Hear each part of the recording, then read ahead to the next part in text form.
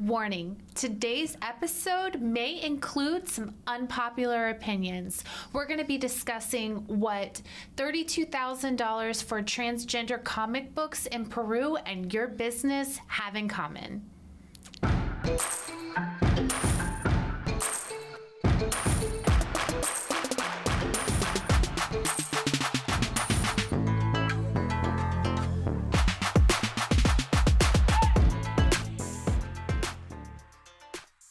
Hey, lady bosses, are you working even after putting the kids to bed but still not getting results? Are you tired of spending money on ads that aren't getting engagement? Do you feel burdened that you aren't fulfilling your purpose in life because you are so consumed with work?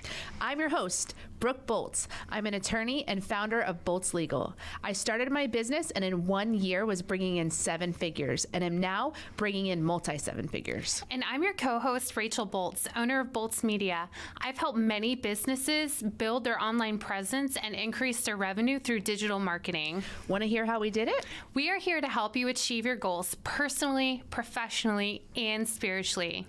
So kick off your high heels, sit back, and let's ignite that passion. We're Miss Biz, where we're putting the Miss in biz. Let's get biz done. The United States House Foreign Affairs Committee Chairman Brian Mast recently released a video where he disclosed some expenses that our federal government had been contributing to. The first one was $1.5 million to advance diversity, equity, and inclusion in Serbia's workplaces and business communities. Yeah, there was another report that he made where $70,000 was spent for a production of a diversity, equity, and inclusion musical in Ireland. $2.5 million was for electric vehicle charging stations in Vietnam. $47,000 was utilized for a transgender opera in Colombia. And $32,000 was sent to Peru for a transgender comic book. In addition, it was also reported that $2 million was used for sex changes and LGBT activism in Guatemala. And $6 million was given to Egypt to fund tourism. It was also reported that funding was used to print personalized contraceptive birth control devices in developing countries. And finally, hundreds of millions of dollars was sent to Afghanistan to fund irrigation canals and farming equipment to support poppy cultivation and heroin production. And the reason that we're bringing these topics to mind is just like with the government, it's kind of ran like a business. You have money coming in, you have money going out, and with your business, it's very similar in that regard. So being aware of what's being spent and what money is going where is something that everybody, if you're a small business owner, should be aware of and to be able to keep that top of mind. Have you ever gone onto your bank account and realized, what? I'm still being charged for that? Yes. You know, you forgot to cancel the subscription. A massage membership from 6 years ago that you haven't used or whatever. Like that can happen. And so we have to be diligent about looking at where we're spending our money and also be strategic on how we prioritize sponsorships and investments. I know for me, when people ask me to contribute to a sponsorship, I genuinely want to contribute to them all. Mm-hmm. And for a long time I did. Every single time someone would ask me to donate to a sports team or a school project or whatever it may be, I always said yes. But over the course of time, I just got to a place that there were too many and I couldn't do that all the time. And so we're going to tell you a great way to say no to some of those possibilities and opportunities, but also kind of tell you which ones you should be prioritizing. I love that. It's a great, it's good to have this tool, because I know for me it's hard to say no, especially if it's something where like my children are involved in, or it's something that I feel like ownership of, that I need to commit to, but I know that the return on investment isn't going to be there. It's difficult. So what's a great way to say no? So a great way to say no is saying, thank you for presenting this opportunity to me. My sponsorship budget is already finalized for the year and is fully committed. If you would like us to consider it for next year, please reach out in October or November of this year, and we can consider it for next year's budget. But this year's budget is already fully committed. That is perfectly stated. It couldn't be stated any better, because it doesn't let the person down. It's a very logical response, and it doesn't offend them in any way. And it's true. I mean, I look at these things at the beginning of the year or the end of the preceding year on which kind of things do I want to prioritize for next year. And then anything that comes up along the way is really going beyond that budget. Mm-hmm. I mean, I have a whole budget plan for the year and plan on certain things costing certain amounts. And if I deviate from that, it's going to affect the whole budget. So it's a great way to say no in a way that hopefully won't offend them, and that they can understand and can still keep you in line with your objectives. So what are some top sponsorship opportunities that you recommend? Anything that gives you an opportunity to speak in front of the audience is going to be the top priority. I've spent a lot on occasion for a sponsorship when they gave me the opportunity to speak in front of a whole audience of doctors, because that was my key target audience, and it's not often that you get that opportunity. And so I paid for a sponsorship to get that opportunity to present to a room full of doctors. Not all of them need to be that expensive, and in retrospect, I probably paid too much. I don't know if I would do that again, but anything that gives you the opportunity to speak in front of the audience, if it's a reasonable price compared to the audience that you're getting in front of, then that's top priority, in my opinion. Absolutely. What are some other sponsorship opportunities that you recommend? So the banners that go up in the community parks, and they're there all year round. I think we have a prior episode where I recommended against doing these things when you're in the lower budget category, but I think I've changed my opinion on that, because over the course of time, more and more people have commented on seeing my banners in the community, and I now think that they are really useful because of how inexpensive they are and the number of eyeballs that they see. So in my city, it's, I think, about $300 to have a banner in a city park for the whole year. So $300 for the year.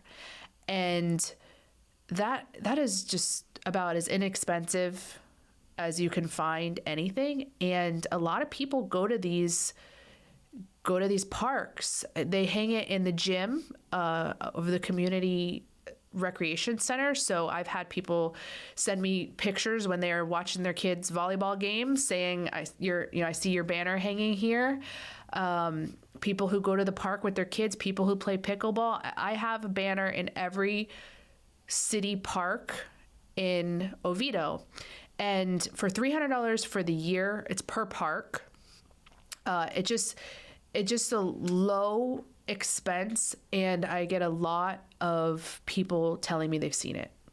So I think that when you look at return on investment and brand building, and because it's community centered, I think it sends a good message that you're investing in the community, that you're a grassroots organization, and that it just gets a lot of eyeballs for the people who live in the area that you're promoting yourself.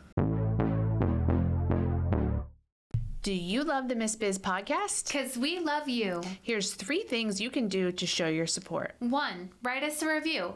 Apple, Spotify, and Google My Business are the best platforms to write a review. 2, follow us on social media.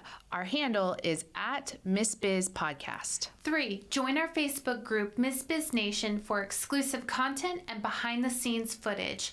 Also, ask questions related to your business and discuss topics from our episodes.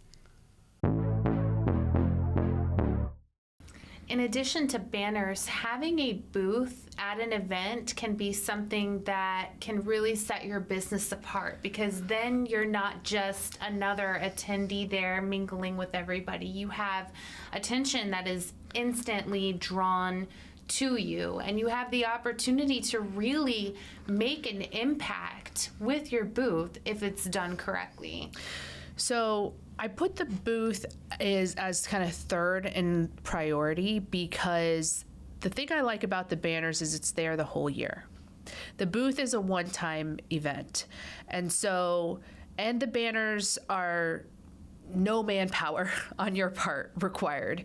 It's you hang it one time and done. The booth is, you got to be there. You got to plan for it. You got to do a lot to make it effective. But it can be effective if you choose the right events. Mm-hmm. So you want to choose the events that have the right audience that you want to meet. You have to plan and strategize. You have to have the giveaway. You have to collect the email addresses. You have to do all the things that we talk about in our Dream Hack episode. But it can be very effective, and can be the booth itself. Sometimes you can get for like $50. Like they can be pretty inexpensive.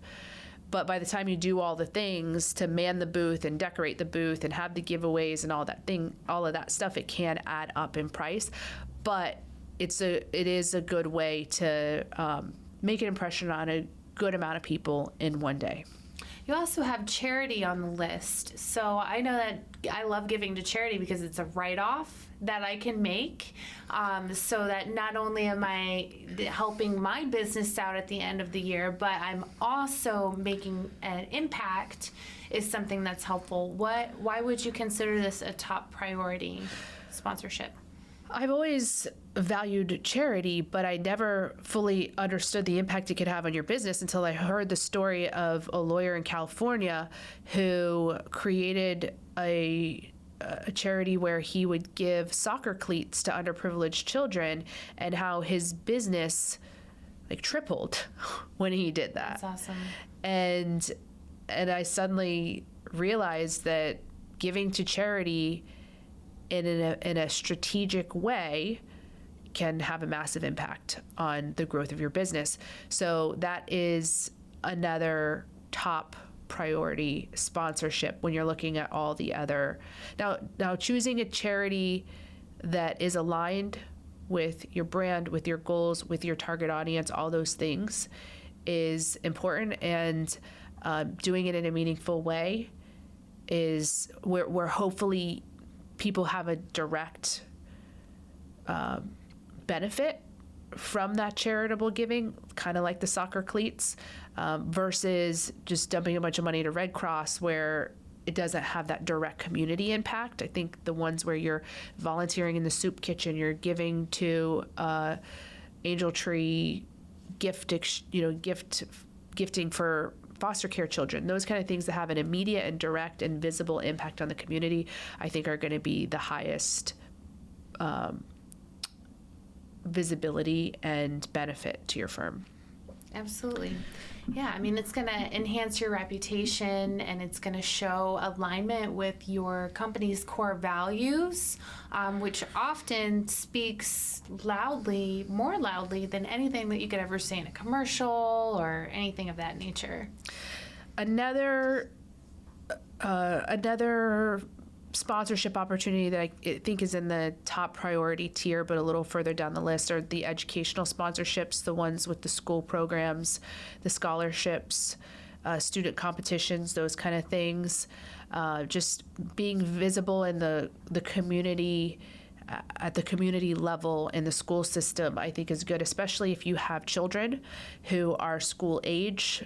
Investing in their particular school and their particular programs, I think, can go a long way, because that's where you are. That's where you have the opportunity to meet other families and have your presence make and your gift make the biggest impact on your business. Yeah, I mean, I actually just sponsored a 5K at the girls' school for Miss Biz, and we're getting ready to do that. But last year, I mean, people instantly recognized me. You weren't with me, but they instantly recognized me. They said hi to me. I don't know if we got any listeners out of there, but it's the same for your business. If you have the opportunity to sponsor something like that, and even if they put your name on or your logo on a t-shirt, if one of the parents is in need of your services, they're going to probably want to connect with you if they have a need and they see that you do this and you supported their school. Right. And just another connection point. Our kids go to the same school. Yeah. And you have more in common. You can talk about the teachers, the programs, all the things going on with the school. I've learned in this last year through creating a Facebook group and doing some events for the moms at my school, how it's a really great way to build connections and relationships in the places that you already are, which is the school. Same with the local sports teams. If your children play sports particularly, but I get asked by sports that my kids don't play to sponsor those teams. And for me, I look at, I like the fact that it's one and done. I like the fact that it's usually fairly inexpensive. If it's fairly inexpensive and they give options and I can do one of the more lower expensive options, then sometimes I'll do it still. But I prefer if it's going to be like a banner of my own that's going to be up for the whole year versus just my name along with 20 other names on the back of a t-shirt.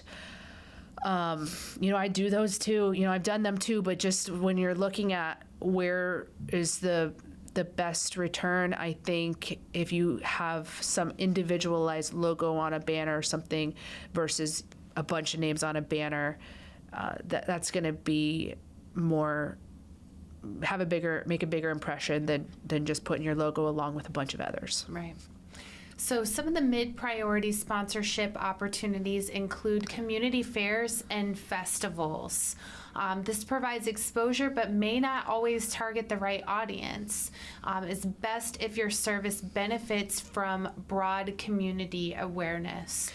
The one problem I've seen with this by working different events is sometimes, especially if they were very, very large, even if it is a good audience for you, if there are 500 people with booths, essentially right next to you, then a lot of times people are just going to the booths, getting the free stuff, and then going home. So there's not really too much of an impact. But I will say that I had worked an event for you one year that was very, very big, and we gave out the Bolt Seagull hats and hoodies and all of that. And someone years later told me, hey, I don't know how we got this, but we have a Bolt Seagull hat in our closet. And I was like, that must have been at that one event. So it did obviously make some type of impression because she immediately recognized the last name. But it can be a lot more challenging because there are so many other people there. There's so many different things going on. It can be hard to stand out. So contrasting this with what we put in the higher priority sponsorships was the trade or profession specific or industry specific conferences. So those I think are in the higher category because for example, I mentioned the one I spoke at for doctors. That you've got a room full of your target market. But at the community events, it's just whoever happens to live in the area and shows up. So you may not meet many people that you're really wanting to meet. You're going to create brand awareness, possibly, if they take the time to sit and really look at what you're offering, right. Or they may just rush by, grab your free thing and keep going. Yeah. So that's why I put this in the mid-priority sponsorship. If you have a business that's like baking cupcakes, then this is where you want to be, is the community fairs and festivals. But as a law firm, it's really just about people in the community learning who I am, brand awareness. It still has some benefit, but it's a lot of time investment to do it well. It can be a decent financial investment. The booth itself won't be, but the giveaways and all that. I mean, the hats, if someone's just got it, that makes me cringe a little bit if it's just sitting in their closet, because those hats are Under Armour brand and they're expensive. And so, I mean, thankfully they recognized us, but you know, when we were just giving away these expensive things to everybody who walked by, I think we could have been a little more strategic about it and saved some money and gave it to people who were going to use it the most. Right. Finding guests for a podcast can be difficult sometimes, so Brooke and I wanted to let you guys know that we are available to appear on your podcast. We also enjoy speaking at events, so if you have an event coming up, these jingles can go on the road. Simply go to missbiz.com/contact and in the subject line, write podcast guest or event speaker, and we'll reach out to you to further coordinate. So another mid-priority sponsorship would be nonprofit fundraisers outside of your industry. So this can be good if you have the budget to be able to give back. It also looks good on paper and is a good representation of your business, but it may not necessarily translate to getting new clients. Yeah, people may not put two and two together with who you are outside of just being the fundraiser coordinator. Or it may just be the wrong people in general. So, for example, I had a very nice woman ask me to donate a website for her. And she said that she would put, you know, my logo and contact information and put me down as a sponsor on the website. But for me, it wasn't, even though I really appreciated everything that they did, a website is a big expense. And the individuals who would be going to the website are generally going to be people that are either a lot older or are very, very sick. So for my business in particular, it really wouldn't have been the best choice to give away a full website when, you know, I still have to pay all of my team. We have operating expenses. So. Right. So an example of this, a nonprofit fundraiser in one of our former Miss Biz guests was Bill Umansky. He sponsors a poker tournament through the Rotary Club that raises money every year. So he is passionate about that fundraiser, but I'd have to ask him, but I think he would say that it probably doesn't raise a lot of awareness about his law firm as part of participating in that fundraiser. It's a fantastic fundraiser. I've attended it. It's full to the max. They raise a lot of money, but I don't know that it benefits his law firm directly. And not to say that that's even what he's trying to do, but when it comes to looking at it from a business standpoint, this is not going to be the highest tier return on investment. Yeah, and I mean, it may be that your company is doing very, very well. So doing something that is a mid or a lower priority might not be that big of a deal for you because you have excess money and, you know, you're looking at as many exposure points as possible, and that's fine too. But if you aren't being strategic about it and you are trying to increase your revenue, cut back on expenses, then it's good to be kind of aware and conscientious of these details. Next is, and then we're still in the mid-tier here, are some of the school clubs or programs that are one-offs. Like, for example, there's a program for a band concert, and they're offering a sponsorship for you to have your logo inside of the pamphlet that they give people. That's going to be a really minimal exposure that person's going to have flipping through the pamphlet. They're probably going to throw it away after the event, or if their kids in it, they might put it in a storage thing. But those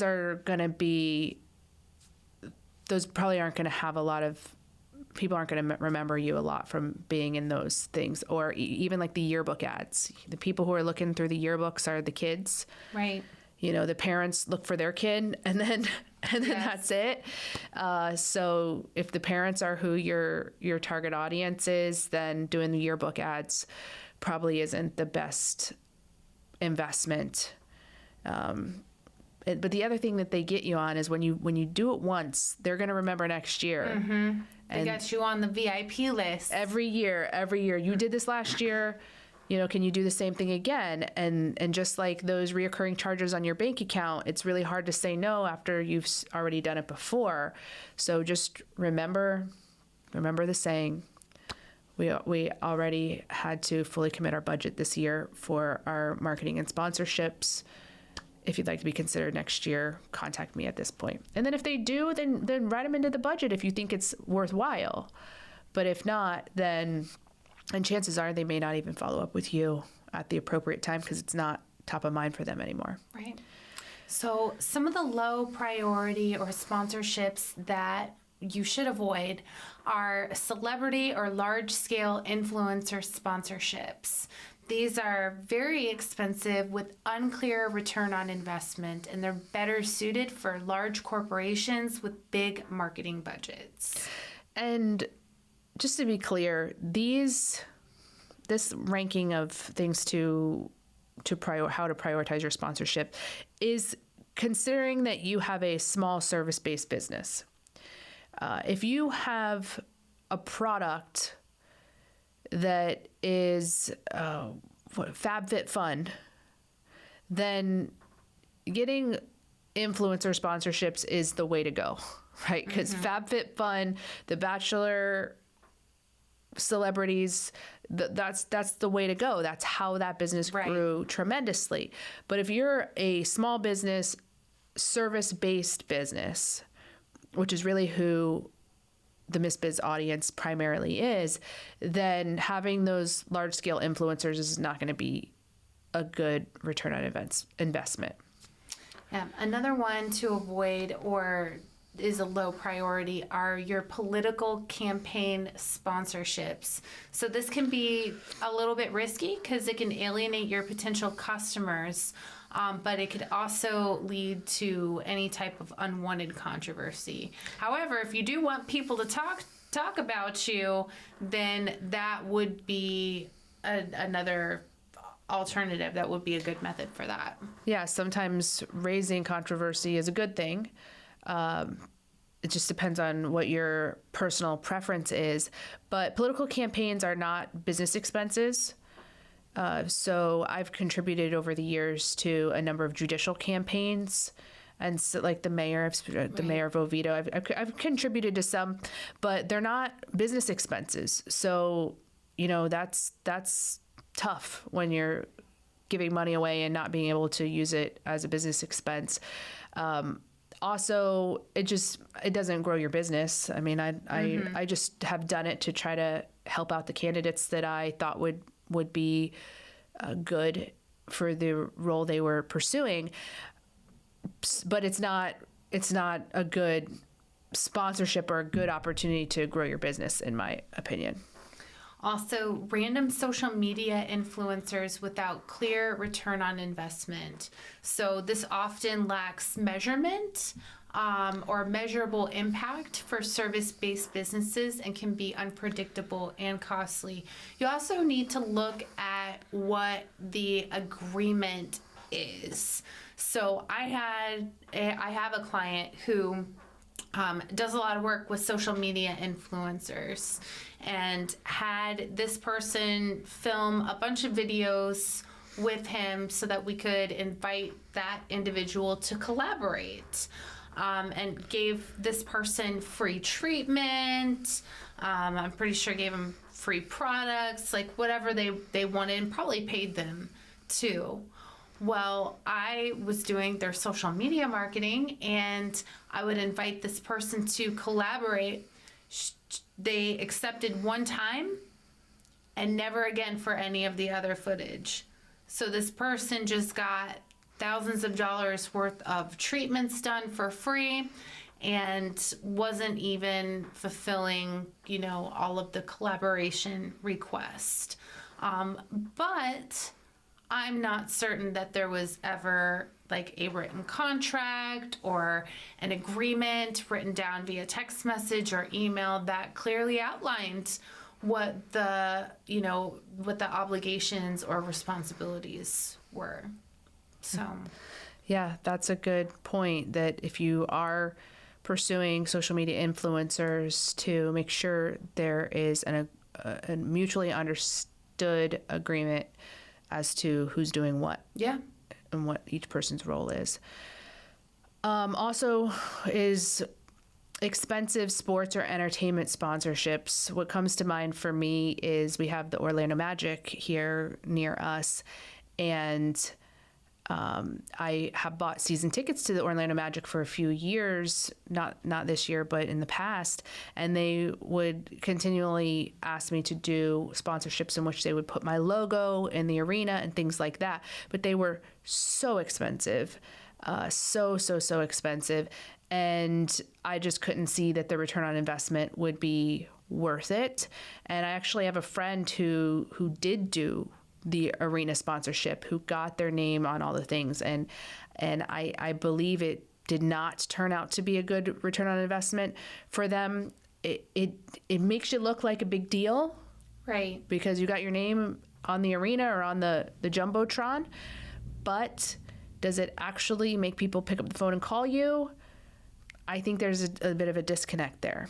Yeah. It's just a logo, and the logo doesn't convey know, like, and trust. And I think people are going to these events not thinking about work, not thinking about things that they need, essentially for entertainment, to get away from all of their responsibilities. So the last thing on their mind is probably going to be like, yeah, I really need to call this cleaning lady. Right. Let me take a picture of it. Right. So yeah, that is a great point, because it can be kind of tempting, I guess, if you have the money and you're like, well, this would make a great impression, I should do it. But like you said, it's good to think about it from all different angles, because while it may look really good and super impressive, unless you're willing to lose that money, then it's probably not the best financial decision. So just to kind of sum up what the prioritized sponsorships are, things that offer long-term brand visibility. Think about the banner. You put it up one time, it's there all year long. Second is aligning with your target market. Who's going to be seeing these things? Are they the people that you are wanting to connect to? Third is provide networking opportunities or direct leads. Does the sponsorship give you the opportunity to get business cards, get contact information for people, or is it just a logo amongst a bunch of other logos? And last, for things to prioritize, is it cost effective for your business size? What are the types of sponsorships you probably should decline? Well, ones that are too expensive for the return on investment, ones that don't align with your brand values or your target audience, or if they are purely for exposure without strategic benefits, that's something that you should probably avoid. So hopefully you found this beneficial. It's time we're still early in the year. pull out your bank statements, figure out those things that you can cut, and also keep in your back pocket this easy way to turn away people when they give you an opportunity to sponsor that your heart really would like to help everybody, but it's not always the best financial decision for your business. We appreciate you and are honored to be on this journey with you.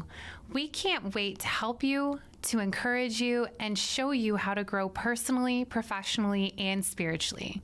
If you found Miss Biz helpful, please leave a review and share with others. You can follow us on social media at Miss Biz Podcast. For legal questions or services, please visit boltslegal.com. And for digital marketing needs, please visit boltsmedia.com. Let's get biz done.